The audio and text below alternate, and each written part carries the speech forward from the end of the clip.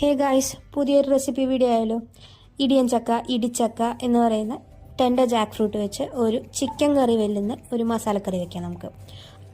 ആദ്യം തന്നെ ഒരു പാനിലോട്ട് നമ്മൾ കഴുകി വൃത്തിയാക്കി വെച്ചേക്കുന്ന ഇടിയൻ ചക്ക ചേർത്ത് ആവശ്യത്തിന് വെള്ളവും ആവശ്യത്തിന് ഉപ്പും മഞ്ഞൾപ്പൊടിയും ചേർത്ത് നല്ലപോലെ മിക്സ് ചെയ്ത് നമുക്ക് വേവിച്ചെടുക്കാം. ഇതവിടെ വെന്ത് വരട്ടെ.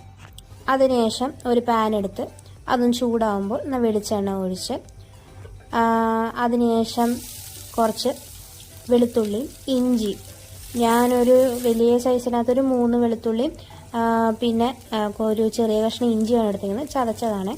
അത് ചേർത്തതിന് ശേഷം ഒരു ചെറിയ സവാള അരിഞ്ഞതും നല്ലപോലെ മിക്സ് ചെയ്തെടുക്കാം. അതിൻ്റെ കൂടെ പച്ചമുളകും കറിവേപ്പിലയും ചേർത്ത് നല്ലപോലെ മൂപ്പിച്ചെടുക്കണം. ഇതൊന്നിട്ടൊന്ന് ഒരു ബ്രൗൺ കളറായി വരുമ്പോൾ നമുക്ക് ഇതിൻ്റെ കൂടെ ഒരു ചെറിയ സൈസിന് തക്കാളി അരിഞ്ഞതും കൂടി ചേർത്ത് നല്ലപോലെ മിക്സ് ചെയ്ത് വാട്ടിയെടുക്കാം. ഇതൊന്ന് വാടി നല്ലപോലെ വെന്ത് വന്നതിന് ശേഷം നമുക്ക് മസാലകൾ ചേർത്ത് ഇതിൻ്റെ കൂടെ ഞാൻ എന്തൊക്കെയാണ് ചേർത്തിരിക്കുന്നത് വെച്ച് കഴിഞ്ഞാൽ ഒരു 1/2 സ്പൂൺ മുളക് പൊടി, 1/2 സ്പൂൺ മല്ലിപ്പൊടി, പിന്നെ കുറച്ച് ഗരം മസാല ചേർത്തിരിക്കുന്നത്. ഇപ്പോൾ നിങ്ങൾക്ക് നിങ്ങളുടെ പ്രിഫറൻസ് അനുസരിച്ച് കൂട്ടുകയോ കുറയ്ക്കുകയോ ചെയ്യാം. എരിവനുസരിച്ച് മുളക് പൊടി കൂടുതൽ വേണമെങ്കിൽ ചേർക്കാം. പിന്നെ അതിനുശേഷം ഞാൻ ഈ ഇടിയൻ ചക്ക വേവിച്ച കുറച്ച് വെള്ളം കൂടി ഒഴിച്ച് നല്ലപോലെ ഒന്ന് മൂപ്പിച്ചെടുക്കുന്നുണ്ട്.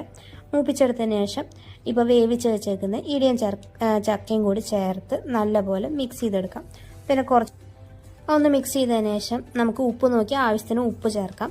പിന്നെ കുറച്ച് കുരുമുളക് പൊടിയും കൂടി ചേർത്ത് കഴിഞ്ഞ് കഴിഞ്ഞാൽ കുറച്ചുകൂടി നല്ല ടേസ്റ്റ് കിട്ടും. ഇതൊന്ന് നല്ലപോലെ ഒന്ന് തിളച്ചതിന് ശേഷം നമുക്ക് അരിഞ്ഞു വെച്ചിരിക്കുന്ന മല്ലിയില ചേർത്ത് നല്ലപോലെ മിക്സ് ചെയ്തെടുക്കാം.